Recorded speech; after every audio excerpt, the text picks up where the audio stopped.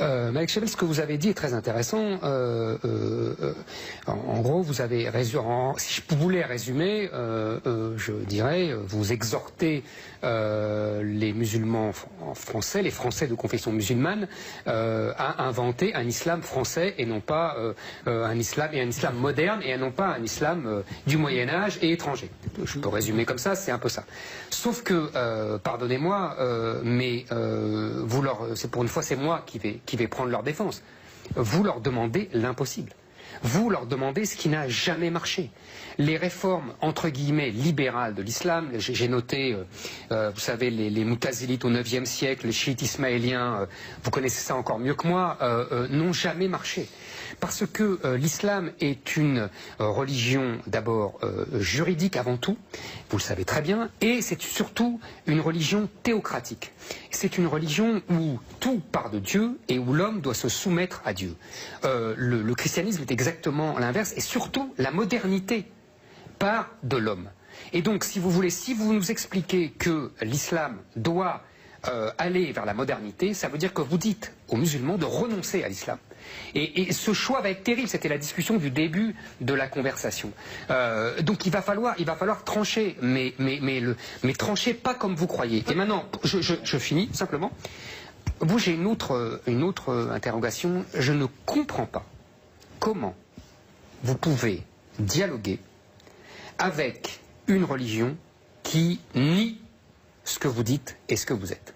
C'est-à-dire que vous savez très bien que pour l'islam, le christianisme a dévoyé le texte originel, qu'il l'a falsifié, comme le judaïsme d'ailleurs. Vous savez très bien que les musulmans vous appellent les associateurs et qu'il faut tuer les associateurs. C'est écrit noir sur blanc dans le Coran.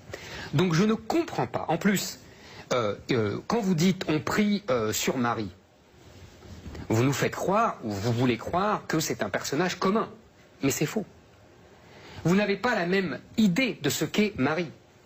Pour vous, elle est la mère de Dieu. Pour eux, elle est la mère d'un homme. C'est comme Abraham. Si vous croyez que Abraham est celui qui fait l'alliance avec Dieu, ça c'est ce que pensent les juifs et ce que pensent les chrétiens. Mais les musulmans ne pensent pas ça. Ils pensent que tout le monde est musulman et qu'il n'y a pas d'alliance et que les juifs et les chrétiens ont falsifié le texte original. Je l'avais dit. D'abord, je crois qu'il est important de rencontrer les gens tels qu'ils sont. Ah, ça c'est sûr. Et que ceux que je connais sont des hommes, et je connais des hommes et des femmes de Dieu qui sont musulmans. Ce n'est pas ma foi, mais les rencontrer, très souvent, me fait grandir dans ma foi. Et je connais quand même des gens pour qui, même si de fait, Marie du reste dans le Coran, elle est considérée comme la mère de Jésus, et nous disons que Jésus est fils de Marie. Hein. Mais cela dit, même si c'est pas la même personne. Rencontrer des gens, c'est une chose. Faire dialoguer des religions, c'est une chose. Allez-y, je vous en prie, mais c'est pas la même chose. Rencontrer des gens, vous avez raison. Mais n'empêche que pour eux, Jésus est un prophète, Marie a un rôle spécial, on le fait. Je veux dire que vous nous dites que ça sert à rien. Moi je dis que ce qui ne sert à rien, c'est de mépriser les autres, c'est de ne pas les écouter, c'est de ne pas les rencontrer. Ça c'est dangereux. Malek Chebel. Alors, il y a plusieurs questions dans cette intervention, il faut les serrer. Je pense que la question de l'islam de France, des musulmans, de leur demander un effort d'ajustement nécessaire à la situation concrète dans laquelle ils vivent, n'est pas leur demander l'impossible.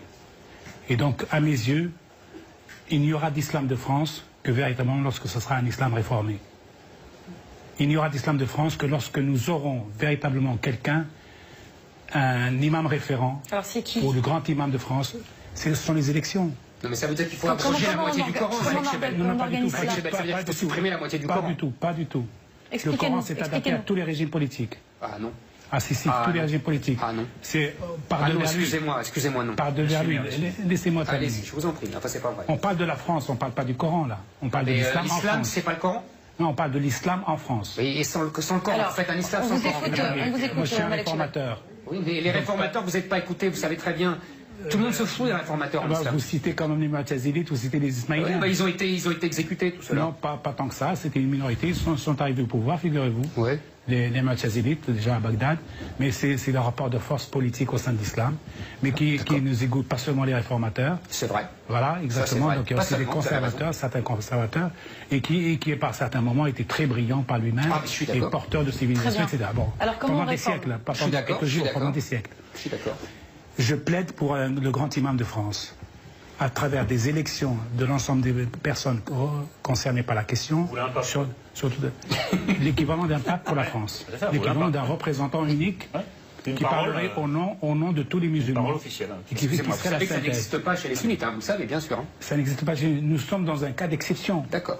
Est-ce que vous imaginez 1,2 milliard de musulmans qui sont des sunnites, parce que les chiites sont minoritaires, vous en faites grand cas, mais ils sont minoritaires. Bien sûr. Bon, pour nous sommes sunnites. Ici en France, majoritairement, c'est des sunnites. Bon. On peut traverser 14 siècles sans bouger sur leur base fondatrice. Ils ont dû donc s'adapter, évoluer, se transformer, muer en permanence. Donc moi, la seule mutation que je leur demande, elle est institutionnelle, elle est structurelle, elle n'est pas religieuse, elle n'est pas doctrinale. C'est juste organisationnel. Mais qu'est-ce que ça changera? Ça change beaucoup.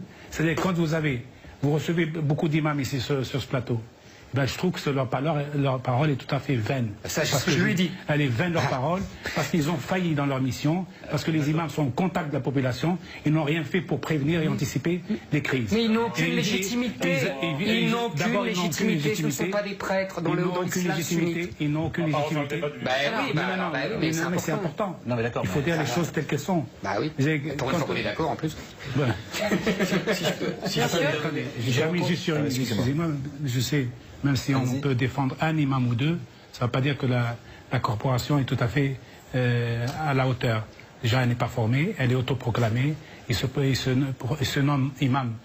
Il y a des imams caricaturaux que vous connaissez très bien, qui sont une indignité pour l'islam et qui représentent l'islam auprès des médias. J'espère que, si vous voulez, à terme, nous puissions se dégager quelques imams, 4 ou 5, pour toute la France, qui soient des imams référents. Sinon le grand imam de France, je pense que si les Juifs sont capables de faire le grand rabbin de France, si dans l'Église chrétienne on est capable de faire un prêtre, un curé, un cardinal, etc. et un pape, donc pourquoi pas pour l'islam circonstanciellement et compte tenu de l'urgence. Avoir une proposition. D'accord. Attendez, moi je voudrais répondre à Malek Chevel parce que c'est très intéressant ce qu'il a dit. Je pas terminé de. Non, mais pour le grand Moufti. Je prends uniquement cette idée-là parce que c'est très intéressant. Parce que Malek Chevel prend référence du grand rabbin. Donc vous savez que c'est une création de Napoléon avec la réunion du Sanhédrin. Exact. Mais qu'est-ce qu'il a fait Napoléon? Il a posé des questions aux Juifs et il leur a demandé de modifier des choses qui étaient dans le Talmud et qui ne convenaient pas à la société française et à l'idée qu'il se faisait de la France. Et les Juifs ont obtempéré. C'est pour ça que je vous dis, un grand moufti sans modification du texte, ça ne sert à rien. Qu'est-ce que l'islam n'accepterait pas, le cas échéant, si on lui demandait... Mais toutes les sourates où il faut exterminer les chrétiens, les Juifs... Tu veux que je te les lise? Non, mais moi aussi. Vous les décontextualisez, elles ne seront pas bonnes de toute façon. Mais c'est pas vrai. Je termine là-dessus. Arrêtez avec ça. La décontextualisation, c'est un mythe.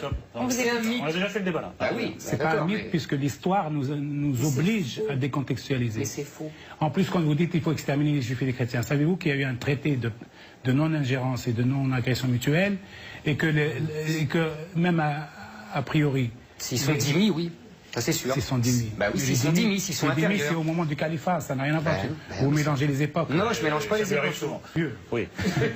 Voilà, moi juste. Non. Ça, c'est un travail de théologiens. Les théologiens de l'islam, on a connu des centaines, et de très bons. Et ça continue encore aujourd'hui en Angleterre, pas en France, malheureusement, on est discrédité par tout le monde, y compris par les rationalistes, entre guillemets, qui nous considèrent comme étant des faux intellectuels ou des faux théologiens ou des faux penseurs, parce qu'on est toujours réduit à penser juste l'impensable de la violence religieuse, ce qui n'est pas mon travail du tout. Mais dans d'autres pays, il y a des théologiens de grande valeur qui remettent en question le texte. Moi, j'ai écrit un livre chez Albin Michel où j'ai mis qu'il y avait 250 réformateurs majeurs, avec 18 réformatrices femmes.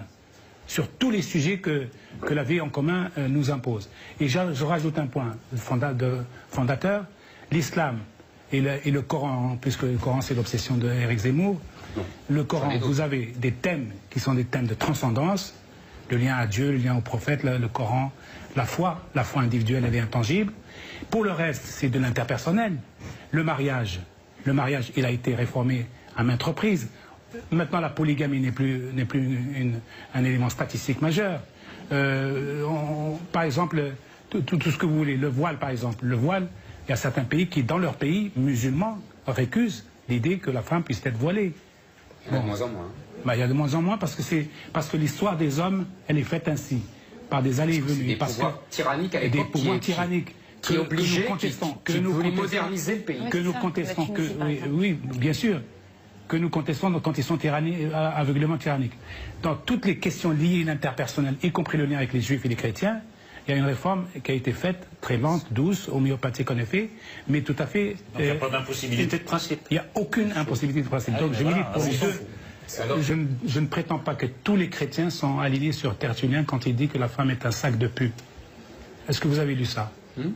C'est un père de l'Église. Oui, absolument. Très important. Mais justement, je vais vous répondre, ils ont une vision archaïque, tout à fait archaïque de la femme et de la société en général, et des musulmans. Alors on écoute Éric Zemmour. C'est très bien ce que vous dites. Les chrétiens du passé ne sont pas les chrétiens d'aujourd'hui. Mais Dieu merci. Oui, mais c'est très bien ce que vous dites.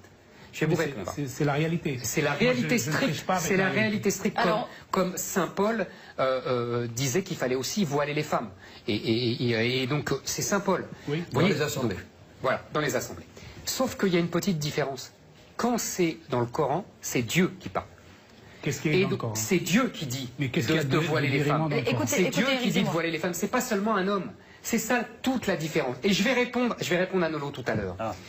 La différence entre le christianisme et l'islam, elle est simple.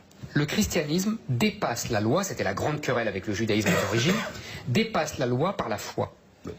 L'islam ne dépasse jamais la loi par la foi.